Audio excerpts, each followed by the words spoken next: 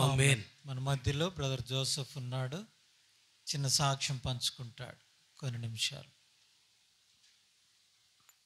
ప్రార్థన. ప్రేంగుల తండ్రి, ఈ సాక్ష్యాన్ని దీవించి ఆశీర్వదించమని యేసు నామమున నుంచి ప్రార్థించి వేడుకుంటున్నాం తండ్రి. ఆమేన్.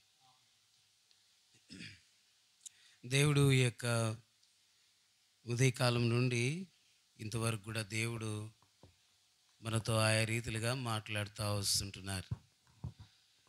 కాబట్టి స్థానికంగా ఇక్కడ సేవ చేస్తున్న నాకు బావుగారు అవుతారు, జఫన్య బావు గారు. కాబట్టి అక్కగారు రాజ్ కుమార్ అక్క, నాలుగో అక్కగారు. కాబట్టి ఆఖరి వాళ్ళ నేను తమ్ముండి. దేవుడి కృపను బట్టి దేవుడు ఎంఎస్సి బిఎడ్ చేయడానికి దేవుడు కృపను అనుగ్రహించినాడు. ఆ రీతిగా దేవుని కృపను బట్టి అనేకమైన లోకంలో ఉద్యోగాలు వాటి కొరకై ప్రయాసపడుతూ చేస్తున్నప్పుడు కూడా ప్రభు తన సేవ కొరకై పిలుస్తూ వచ్చినారు. కాబట్టి దేవుడు నాకు బాప్తీస వాగ్దానము యోహాను సువార్త 15వ అధ్యాయం 8వ వచనం చదువుకుంటాం. యోహాను సువార్త 15వ అధ్యాయం 8వ వచనం అందరం కలిసి చదువుకుంటాం. యోహాను సువార్త 15వ అధ్యాయం 8వ వచనం. మీరు బహుగా ఫలించడం వలన నా తండ్రి మహిమపరచబడను, ఇందువలన మీరు నా శిష్యులగుదురు. ఎందుకంటే ఇక్కడ వాగ్దానం కుడివైపున రాయబడిన వాగ్దానం అదే, మీరు బహుగా ఫలించడం వలన నా తండ్రి. కాబట్టి నాకు అరవింద్ అంకుల్ అనేసి మీలో కొంతమందికి తెలుసుంటుంది, బావగారికి కానీ. గొప్ప దైవజనులు కర్నూలు అంకులు దాదాపు సేవ చేస్తూ వచ్చారు. గుంటూరు సియోన్లో కూడా అంకులు గొప్పదైన సేవ చేస్తూ వచ్చారు.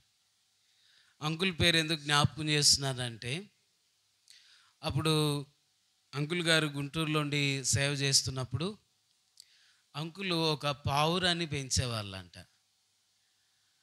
10 years అప్పుడు అంకులు సియోన్లో ఉన్న తర్వాత కర్నూలు వెళ్తుంటే ఆ పావురం కూడా అంకుల్ అక్కడ విడిచిపెట్టి వెళ్ళిపోయాడంట. అయినా కూడా అది ఆ జ్ఞాపకార్థ కొరకై మొత్తానికి ఎలా వెళ్ళిందో తెలియదు, కానీ అంకులు కర్నూలు వెళ్ళిన తర్వాత కూడా ఆ పావురం అక్కడికి వచ్చిందంట. కానీ దేవుని యొక్క కృప, దైవజనులు వారి యొక్క పరిచర్య జ్ఞాపకం చేసుకొని ప్రభు ఇంతవరకు కూడా కాపాడుతూ వచ్చాడు. ఎందుకు ఆ యొక్క దైవజనుడి పేరు చెప్తా ఉంటున్నానంటే, నేను జన్మించే దినాలలో జన్మించిన తర్వాత భయంకరమైన మోషన్స్, అంటే 6 months వరకు కూడా కంటిన్యూగా మోషన్స్ అండ్ ఫీవర్, వాటన్నిటిలో బాధపడతా ఉన్నా. అప్పుడు నాన్నగారు ఆర్ఎంఎస్ డిపార్ట్మెంట్లో రిజైన్ చేసి దైవ సేవ పిలుపు మేర కొరకై దైవజనుడు భక్సింగ్ అంకుల్ ద్వారా బాపట్లో పంపించబడ్డారు. నేను అప్పుడు ప్రభు జన్మించిన తర్వాత ఒక 6 మాసాల వరకు కూడా భయంకరమైన అనారోగ్యం చేత బాధపడుతూ వచ్చారు, అంటే జనరల్గా. ఆ తర్వాత దైవజనుడు నూనె రాసి ప్రార్థన చేసి అప్పుడు ఏమన్నారంటే జోసెఫ్ అని నామకరణం చేస్తున్నాను. కాబట్టి అప్పుడు అమ్మ వాళ్ళు అడిగారంట, అన్న ఇంతమంది పిల్లలు ఎందుకని అంటున్నారు? మేము మొత్తం 10 members, నాకు 6 అక్క వాళ్ళు, 3 బ్రదర్సు, మొత్తం 10 members అన్నమాట. దేవుని కృపను బట్టి 5 కూడా, అంటే అక్క వాళ్ళు 4 సంపూర్ణమైన సేవలో చేస్తున్నారు. అక్కగారు కూడా, రాజకుమారి అక్క కూడా. అయితే దేవుని యొక్క కృపను బట్టి మన సహవాసంలోనే, సంఘంలోనే వాళ్ళు సేవ చేస్తూ ఉన్నారు. అప్పుడు అమ్మ అన్నారంట, ఇంతమంది, అంటే కొన్ని సందర్భాల్లో ఇక తెలుసు కదా సేవలో ఉన్న పరిస్థితులు ఫైనాన్షియల్గా. అప్పుడే నాన్నగారు ఆర్ఎంఎస్ డిపార్ట్మెంట్కి రిజైన్ చేసి వచ్చిన తర్వాత ఉదయకాలం నాన్న చెప్పారు, శ్రేష్టమైన మాట ఏంటంటే, అయ్యా ఎప్పుడైనా వచ్చినప్పుడు పరిచర్యకు వచ్చినప్పుడు గిఫ్ట్ ఇచ్చిన తర్వాత పాలు ఇది ఒకవేళ ఇది వేరే దానికి ఏదైనా పనికొస్తుందేమో దాని కొరకే వాడయ్యా అని ఆ దినాలంతా ప్రతిష్టతో కూడిన సేవ అనేది సైంటిఫికేషన్ అంత మాత్రమే కాదు సాక్రిఫికేషన్తో కూడా వాళ్ళు సేవ చేస్తూ వచ్చారు. కాబట్టి ఆ కృపను బట్టే దాదాపు 12 సంఘాలు బాపట్లలో ఎవరైనా నువ్వు పిల్లలు గల్లవాడివి ఇవి నువ్వు పంచుకో లేకపోతే ఇది నువ్వు తీసుకో అంటే కూడా నాన్నగారు ఆ రీతిగా బాపట్లో సేవ చేస్తూ వచ్చారు. నలుగురితో ప్రారంభించబడింది. దాదాపు ఇప్పుడు బాపట్లో 400-500 మంది. అయితే కొన్ని సంఘాలు విభాగించబడిన తర్వాత ప్రస్తుతం ఇప్పుడు 200-250 మంది బాపట్లకి వస్తూ ఉంటున్నారు. కాబట్టి ఎందుకు సాక్ష్యం కూడా ఎందుకు చెప్తా వచ్చానంటే కుటుంబంలో బిడలైన వారి మీద కూడా ఆ యొక్క సాక్ష్యం అనేది ప్రభావితం చేస్తూ ఉంటుంది. ఈ రీతిగా దైవజనుడు అరవింద్ అంకులు గుంటూరులో ఉన్నప్పుడు నాన్నగారు అప్పుడు బాపట్లో ఉన్నారు. అంకుల్ అన్నారంట, అమ్మ ఇలాగ మాట్లాడుతూ ఇంతమంది పిల్లలు అంటున్నారు ఈ రీతిగా ఉంటుందంటే అప్పుడు అరవింద్ అంకుల్ అన్నాడంటే ఆఖరి వాడు ఒకవేళ సేవకు వస్తాడేమో ఎలాగ చెప్పగలవు అని అప్పుడు దైవజనుడు అంకుల్ అన్నారంట. అయితే అమ్మకు ఆశ ఏంటంటే బాగా చదివించాలా, వారి సేవలో మొదటి నుండి పరిస్థితులన్నీ చూశారు కాబట్టి ఏదో ఒక రీతిగా అయినా పిల్లల్ని మంచిగా చదివించాలని ఆశ. మా ముగ్గురు పెద్దక్క వాళ్ళు ఆ దినాల్లోనే డిగ్రీ చేశారు. తర్వాత ఇప్పుడున్న బావుగారు జఫన్య బావుగారు రాజ్కుమారక్క మొట్టమొదటిగా అంటే పోస్ట్ గ్రాడ్యుయేషన్ సేవలో మా పరిస్థితులు ఎలాగంటే మా నాన్న ఇటు వస్తూ ఉంటే మేము అటు వెళ్ళేవాళ్ళం. అంటే ఒక దినవృత్తాంతముల గ్రంథంలో ఒక మాట రాయబడింది, వారు స్వంత కష్టముతోనే వ్యయ ప్రయాసాలతో మందిరము కట్టారు అన్నట్లుగా. ఆ దినాల్లో విశ్వాసులు ఉండేవాళ్ళు కాదు పని చేయడానికి. ఒకవేళ నాన్న వర్తమానం చెప్పి పని చేయాలి సేవ చేయాలంటే పిల్లలంగా మేమే దానికి సహకరించాలి. అట్లాగా మా పెద్దన్న ఎంతో ప్రయాసపడ్డాడు, దేవుని యొక్క ఇంటి కొరకై ఎంతగానో పని చేస్తూ వచ్చాడు. ఆ దినాలు ఎలాగుండేదంటే కనీసం కూడా ఒకరికి పని చెప్పలేని స్థితిలో ఉంటా ఉండేది. కాబట్టి రాబోయే దినాల్లో మా కుటుంబం కొరకై కాబట్టి ప్రార్థించండి. ఈ రీతిగా ప్రభు ఈ దినాన్ని మీ సాక్ష్యం కొరకై అంటే అన్న కూడా జ్ఞాపకం చేశారు. ఒక ఎమ్మెల్యే గారు గత దినాలు ఈ లోకంలో విడిచిపెట్టబడ్డారు. మనం ఈ రీతిగా సజీవులంగా ఉన్నామంటే దేవుని యొక్క కృప. ఆ దైవజనుడి యొక్క నూనె రాసి ప్రార్థన చేయడం ద్వారా దేవుడు ఇంతవరకు కూడా భూమి మీద సజీవంగా ఉంచినారు. కాబట్టి నా పేరు జోసెఫ్. ప్రస్తుతం నేను సియోన్ బ్రాంచ్లో కొండూరులో సేవ చేస్తున్నా.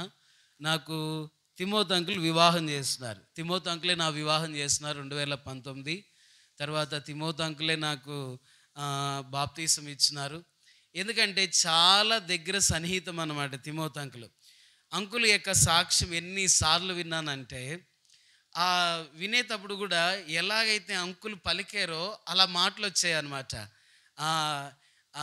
రైల్వే స్టేషన్ పనుకున్న నన్ను, ఒక్కడిగా తిరిగిన నన్ను, ఈ మాట దర్శించిన నన్ను, ఆ యొక్క మెసేజ్ అంతా కూడా అంకుల్ చెప్పేది తన సాక్ష్యం అనేది బైహార్ట్గా చేయబడింది. అయితే దైవజనుడి ద్వారా నాకు ఒక్క సన్నివేశం చెప్పి నేను ముగిస్తా. యుద్ధ పోరాటంలో ఉన్నాను అంటే ప్రభు సేవ కొరకై పిలుస్తూ ఉంటే ప్రభా సేవలో ఇంకా చూస్తూ వచ్చినాం కాబట్టి ఏ రీతిగా అయినా విశ్వాసి ఉండి ప్రభుని సేవించాలన్న ఆశ. కానీ కాబట్టి దేవుని ఇంట్లో సేవకు వస్తే ఆర్థికంగా ఉంటుంది, చేయి జాపాల్సి వస్తుంది. ఇక మొదటి నుంచి సేవలో ఉన్నాం కాబట్టి పాజిటివ్లో పాజిటివ్ చూస్తూ వచ్చినాను, పాజిటివ్లో నెగిటివ్ చూస్తూ వచ్చినాను. అన్ని రీతిలుగా కూడా దేవుడు ఈ యొక్క సేవలో ప్రభు కృప అనుగ్రహిస్తూ వచ్చాడు. తర్వాత 2012లో ప్రభు ఈ రీతిగా పిలుస్తూ ఉంటున్నాడు. అమ్మగారికి ఏమో చాలా ఆశ, ఎట్లయినా కానీ కనీసం ఒక్కడైనా ఇంట్లో గవర్నమెంట్కి చేయించాలి అని అమ్మ ఎంతో ప్రయాసపడింది. డిగ్రీ అయిపోయింది, ఎంఎస్సీ అయిపోయింది, బీఈడీ అయిపోయింది, ఎట్లయినా కానీ ఉద్యోగం చేయించాలని ఆమెకు ఆశ. అయితే ప్రభు మాట్లాడుతున్నాడు 2012 తనకు పరిచయం చేయటం యెహోవా మిమ్ములను ఏర్పరచుకుని. 13 వచ్చింది, 14 అయిపోయింది, 15 అయిపోయింది, 16 అయిపోయింది, 17 అయిపోయింది, 18 అయిపోయింది. ఈ రీతిగా సంవత్సరాలన్నీ కూడా అయిపోతూ వచ్చినాయి. 2018 సంవత్సరం జూన్ మాసం 23వ తారీఖున ఉదయకాలమున 1:05 అన్న కూడా చాలా చక్కని నెంబర్ చెప్పాడు ఉదయకాలం. నాకు చాలా సంతోషం అనిపించింది. 93లో కరెక్ట్గా మధ్యాహ్నం 3 గంటలకు అని కూడా మాట చెప్పినాడు అన్న.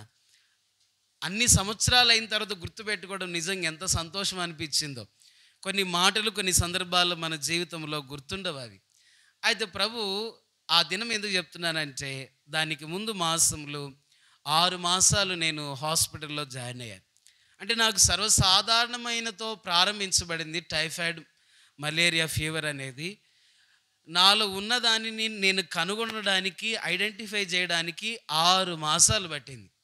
ఈ 6 మాసాల్లో జరగవలసినవి, జరగకూడవలసినవి ప్రయోగాలు అన్నీ కూడా దేహం మీద అయిపోతూ వచ్చినాయి. పాలిపిటేషన్స్ అంటే ఏంటంటే, గుండెలో రావాల్సిన చప్పుడు తలలో రావడం, కాల్లో రావడం, లేకపోతే ఇలాగ ఉండడం ద్వారా, అంటే మనం బిఫోర్ ద స్లీప్ మనకేంటంటే అన్నీ కూడా సరిగ్గా ఉంటేనే మంచి నిద్ర పడుతుంది. అలాగే ఈ పాలిపిటేషన్స్ అని కనుగొనడానికి దాదాపు 6 మాసాలు పట్టింది.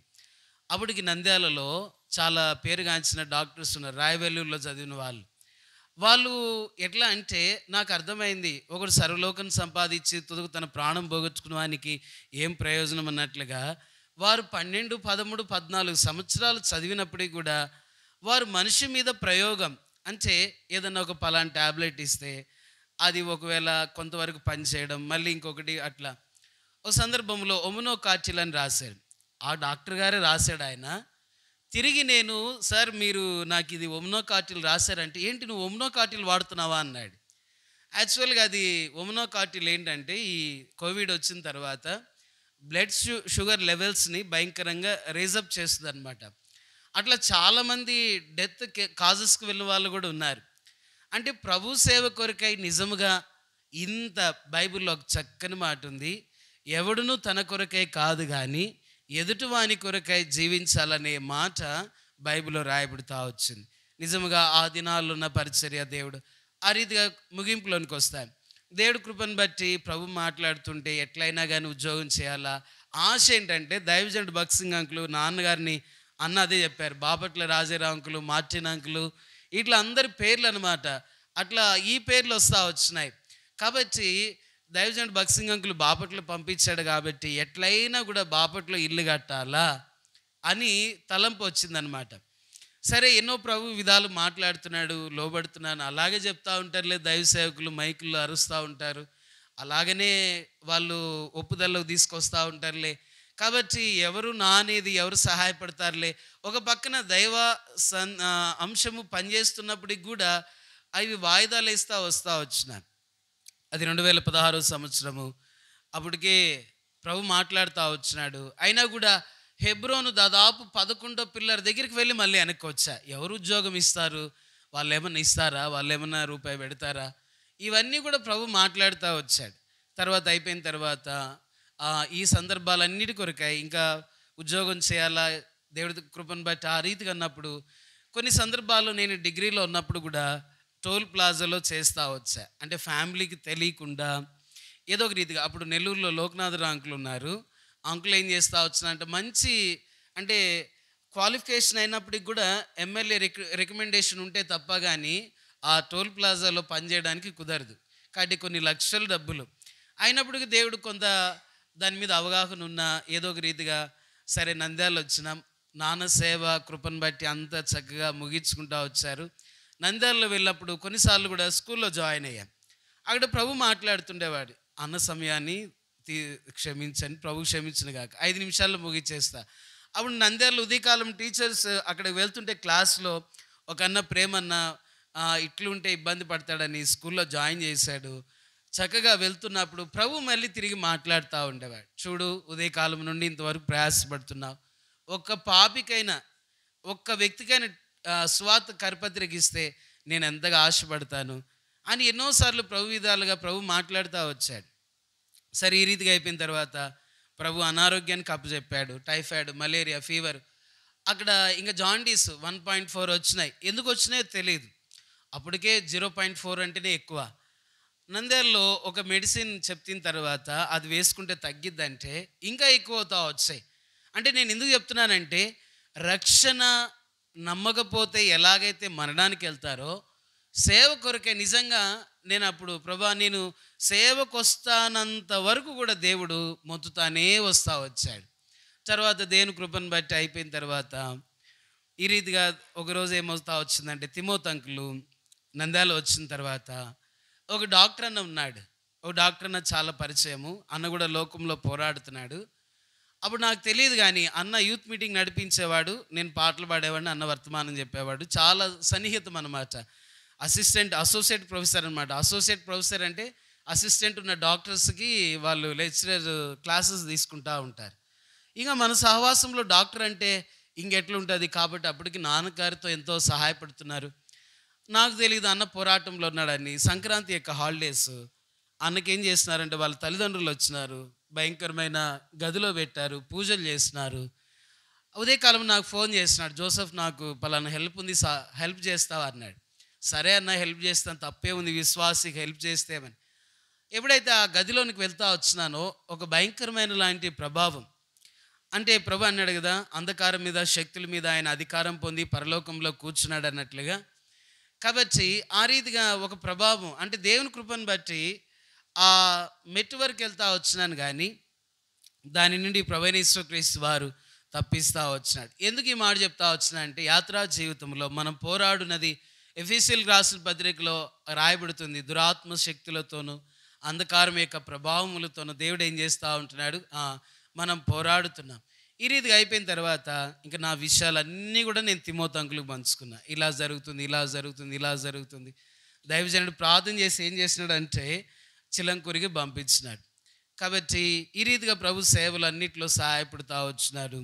దేవుని కృపను బట్టి 2018 సంవత్సరం నుండి ఈ రీతి వరకు ఇప్పటి వరకు కూడా దేవుడు సహాయపడుతూ వచ్చు. కోవిడ్లో నాకు తెలిసిన వాళ్ళు దైవ సేవకులే, పిల్లలు కలిగి ఉన్న వారులే కోవిడ్ ద్వారా విడవబడిన తర్వాత వారి ఆర్తనాదాలు వినలేక ఈ లోకంలో ఇలా పరిస్థితులు ఉంటాయని ఆయన దేవుడు కోవిడ్ తర్వాత కూడా కాపాడుతూ వచ్చాడు. ప్రస్తుతం కొండూరులో సేవ చేస్తున్నాం, మా కొరకై, మా కుటుంబం కొరకై. అంటే సేవలు చాలామంది ఏమనుకుంటారంటే, ఏది పని చేయలేక సేవకు వచ్చారేమో అనే దినాలు ఈ దినాలు ఉన్నాయి. యవనస్తుని నా మటుకే లోకంలో తిరిగితే నన్ను ఎవరు అడుగుతారు?